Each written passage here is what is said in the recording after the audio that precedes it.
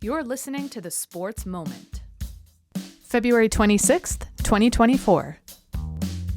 Part of the Sports Moments and Memories with Craig Olson podcast. Be sure to like and subscribe so you never miss a sports moment.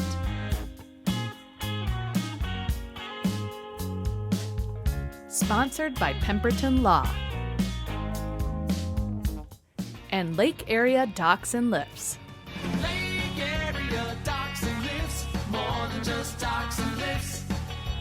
Lake Area Docks and Lifts. Well, it is tournament time, and several individuals have punched their tickets to their state tournament appearance in their respective winter sports, and a number of area kids will be headed to the Twin Cities this week for wrestling and swimming and diving. Let's take a look at the qualifiers, starting on the swimming and diving side. And the Otter boys swim team has qualified 6 individuals and 2 relays for the state meet at the Gene K. Freeman Aquatic Center on the campus of the University of Minnesota. The event starts on Thursday and goes through Saturday. And we had a chance to visit with head coach Randy Hansen a little earlier today about the motivation that his guys had going into the championship day on Saturday at Alexandria. Yeah, and you can't help with, the energy of a section, I don't care if it's a section final basketball or hockey or whatever, but a section final anything, the energy in the building is just off the charts. And so the guys fed on that. And then to have the medley relay make it to state right away and set the tone, and then it was just on from there. So it was just a great start to the meet, and then it just kept snowballing. And so, yeah, the boys really stepped up. They got the tech suits on. They, a bunch of them shaved that they weren't doing on Friday, and so, that kind of set the mindset too. And it was just a great performance all around. Well, Matthew Toole and Reese Hansen are double event qualifiers. That doesn't happen a lot. Matthew will be competing in the 200 free and the 500 free. Reese in the 100 back and the 100 fly. And Coach Hansen said that they both had outstanding days on Saturday. Matthew had a really good chance, and if you had to, pin me down, I would say probably, that he could make it in the 2 and the 5. Reese, the 100 fly was kind of a crapshoot between, Jaden, Logan, Reese, and a couple other guys that could have, made it to state in there. And so Reese snuck in from lane 1, and had just a really good last 25 when everybody else was dying, and he just had a little bit more left in the tank. So that was a little surprising, but, well-deserved for him. But, yeah, to have anybody qualifying 2 individual events is outstanding. And so, kudos to those 2 guys. And how about freshman Jaden Kopinski, qualified last year as an 8th grader in the 200 IM? Well, he's going back as a 9th grader, and it doesn't happen too often where a 9th grader is making his 2nd state tournament appearance. Yeah, 9th graders don't make it to states, really, and especially 8th grader and then a 9th grader. So he's just, it's by the time, he gets down there next year, it's going to be old hat. He's like, I know how this all works, and I know how this, what the feel is like, and I know what the pool is like, and that's just such a valuable experience. Because the message to the guys is, let's get used to this, because you're going to be good here for a couple more years, and you need to, just expect that you're going to be back down here. So the fact that he got 8th grade experience and now 9th grade too, and and he's swimming in the 2 relays also, which is just huge. So yeah, he's a hardworking kid, and it's a good, nice for him to make it again. And in his final section meet, senior Logan Rott was able to fight his way through a tough field in the 100 breaststroke, which included some of his own teammates, to get that 3rd place finish and a berth at state. So, it came down to, that 3rd spot was kind of a, could have went to anybody also, and Ethan Strandy was right behind him. And it kind of looking on paper like it was going to be a battle between those 2. And, I told Coach Zolzo, I said, I want one of our guys to win, but if I had, or to make it, but if I had to pick anybody, I want Logan just because he's a senior, and you just always want seniors to qualify as individuals. And, and one of the images I had all in my head all year was last year when Logan, his only shot was in the 200 free relay, and then that got DQ'd. And so, just watching him sit on the deck just dejected, it just was, pretty tough to watch. And so to have him make it in the medley was huge, and then make it individually in the 100 breast, and come close in the fly, but make it in the 100 breast is just really awesome, and a testament to his hard work and dedication. And so you just love to have those seniors go out on a high note like that. Well, the Otters had a great start to the meet when they qualified in the 200 medley relay and kind of set the tone for the whole day. And then they concluded the meet with an outstanding 400 freestyle relay where they dropped 10 seconds from the prelims to the finals. And I asked Coach Hansen, how do you do that? The tech suits and stuff and the mentality helps a lot. And the fact that, Alec was closing pretty good, and they had two guys that swam, their last two legs. One went a 47 something, one went a 48 something. So that's tough to compete with. So they were out in front, and then it was a battle between us and Melrose Stock Center. And I think I was standing next to the Melrose coaches, and I think they were a little surprised that we were pulling on them and then pulling ahead of them. Their body language wasn't great, and it wasn't going to cost them the meet, and they knew they were going to go to state, but they thought for sure they were going to get second. And so to watch them kind of go, what is going on, was pretty awesome. And yeah, and so the Jaden to drop a 49 that he'd never swam a 49 split in his life, and to drop one of those, to get third or to get second was fantastic. And so yeah, they just swam so well. Landon Vadova with a great lead off.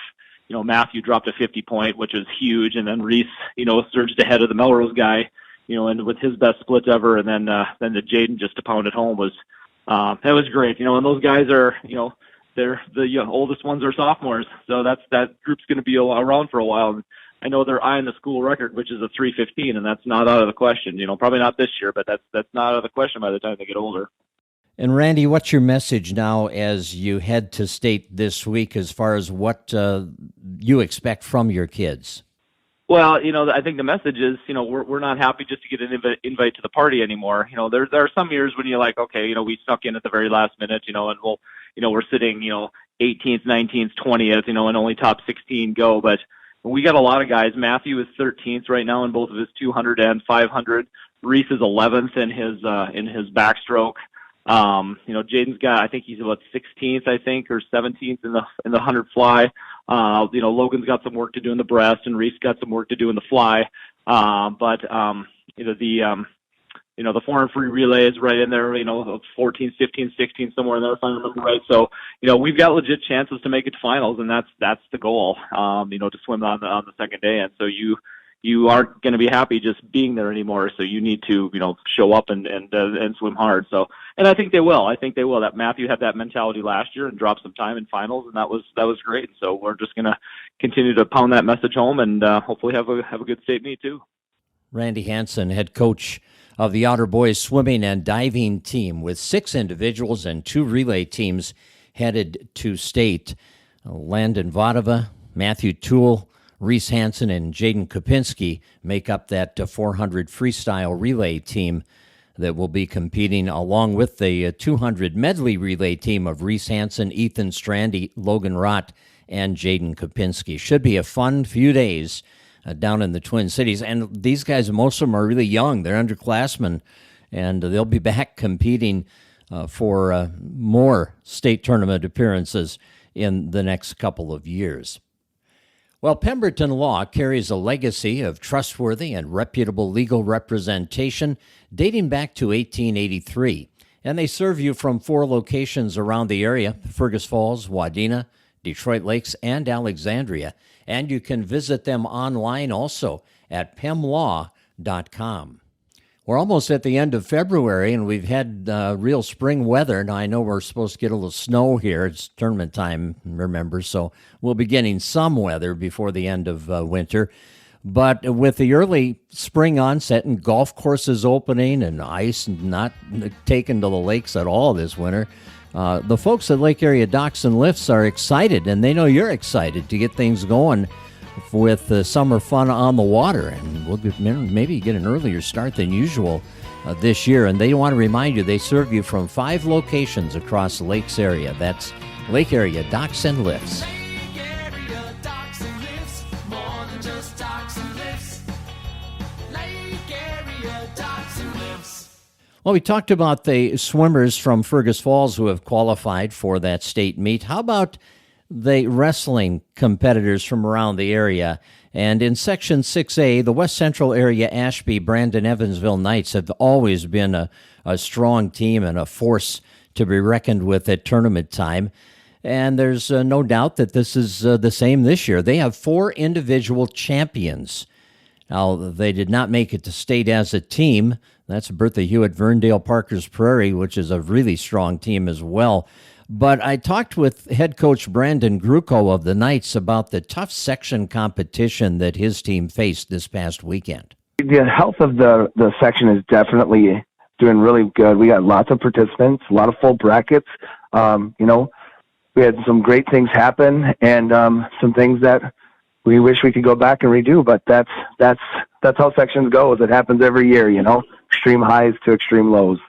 At 127 pounds, Owen Gruchow has over 40 wins this season, and he won his championship in a sudden victory match. It was not easy. Well, it was definitely a pretty uneventful match for him, up until the very end. He ended up scoring, his 8 points in probably less than 50 seconds of the whole match. And so he was down, but he found a way to win. And I guess, when you're not wrestling the best and you still find a way to win, that's good enough, especially when it's right at the state tournament. Owen beat Orrin Hart from Bertha Hewitt, Verndale, Parkers Prairie in that championship match in sudden victory and turned it on after a kind of a lackluster start to that championship match. He finished with a flurry and the victory and will compete at state. Adam Losey at 145 had a couple of lopsided technical fall wins in the quarters and the finals, but then he had a tight one for the championship. Yeah, Adam actually wrestled one of the best tournaments I've ever seen him wrestle. Might have been the best tournament I've ever seen him wrestle. Just he was very focused and ready to go, and I think just knowing that it's his senior year and his last opportunity to do this, he definitely made things happen and wrestled extremely well.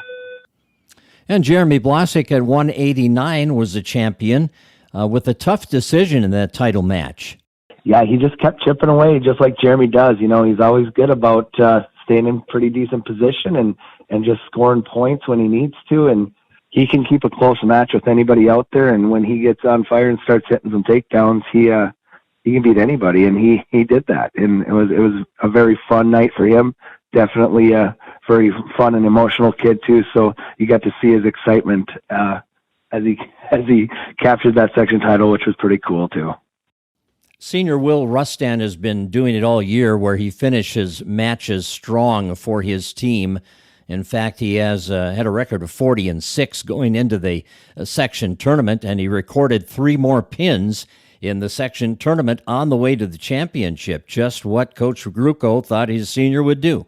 Yeah, and that's how you want it your senior year, That's what it should be like. When you put in enough time, which Will has done over the years and wrestled, all over the country and did the things, that's how the senior year, you want it to go. And so I think he's just confident, composure, and knowing what he wanted. He didn't make it look easy, but he did the hard work to make that happen. So, Brandon, you're taking 4 individuals as champions to the state Class A meet. What are the goals that you have for these guys, and where do you feel your strongest chances lie to place high? Everybody's wrestling somebody who's been beat down there, and so we want all those participants just to go down there and wrestle like they can, and I would love to see them all come home with a medal. And, we've never really had that happen before, but that's always the goal. And, our 2 wrestlers that are probably, have been seated the best are Owen and Will. And so, they're set up in the bracket as a seatable wrestler. And so hopefully they at least, bring home medals for sure. We always want all of them. And then we got Lucia Wales, who is our first time ever women's state participant as well, who is going to be competing, and she actually is sitting in a pretty good spot to bring home a medal. Brandon Gruchow, head coach of the West Central area Ashby-Brandon-Evansville Knights. Good luck to all the champions, the section champions from the Knights who are going to be competing at state. Now, a lot of other kids from around the area are headed to state as well. Otter Tail Central's Cale Rich will wrestle at 285. Danny Salazar's at the other end of the spectrum. He'll wrestle at 107. He's from Pelican Rapids. Border West has 3 competitors. Gunnar Hennessy at 133. Jude Olson at 145. Brody Nachbar at 172. And Perham in AA has Chandler Mickelson at 133. Tegan Detloff at 139, Johnny Ramos at 145, Carson Beyer at 152, and Hudson Hackle at 215. And Frazee is sending 6 wrestlers. Liam Ham at 121, Bailey Peichel at 145, Tyler Moe at 152, Cade Nagel at 160, Preston Mayfield at 172, and Jack Graham at 189. Over the weekend, Avery McAllister from Perham captured first place in the Class A vault competition at the state gymnastics meet with a very impressive score of 9.8125. Not too far from a perfect score on the vault. Avery was also third in floor exercise, 12th in the all-around competition. Michelle Lamau from Fergus Falls placed 19th on the beam at the Class A state gymnastics event. This week, the high school girls basketball playoffs will begin. There are a couple of qualifying games tonight in Section 6A in the north half and the south half of the section. Battle Lake is at Norman County East Ulen-Hittedal, and Lake Park Audubon at Henning in the north.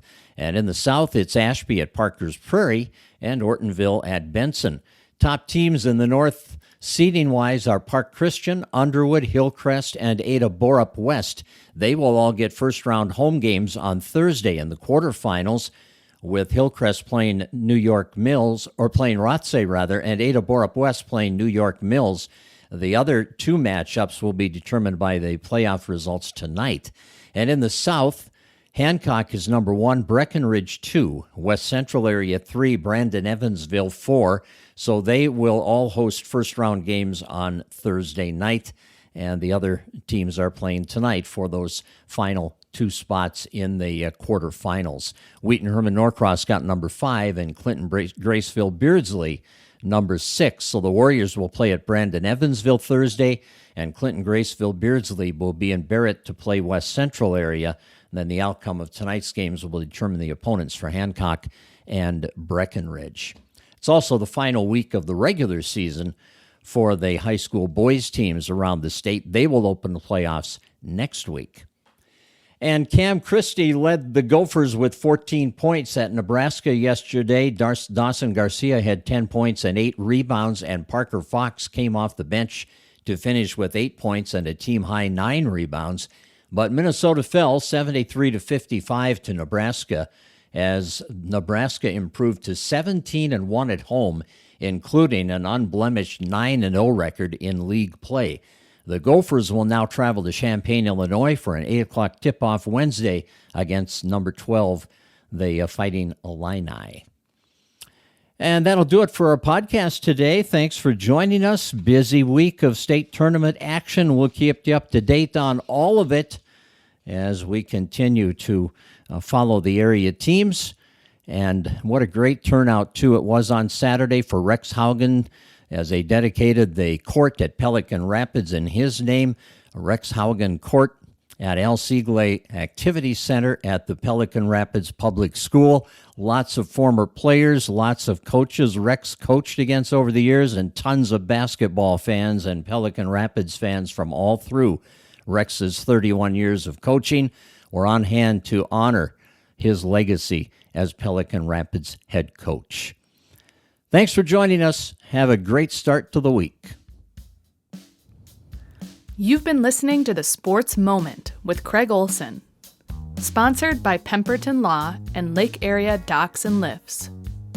Produced by Sunroom Lab. Music by Blue Red Roses. Subscribe wherever you get your podcasts, and thanks for listening.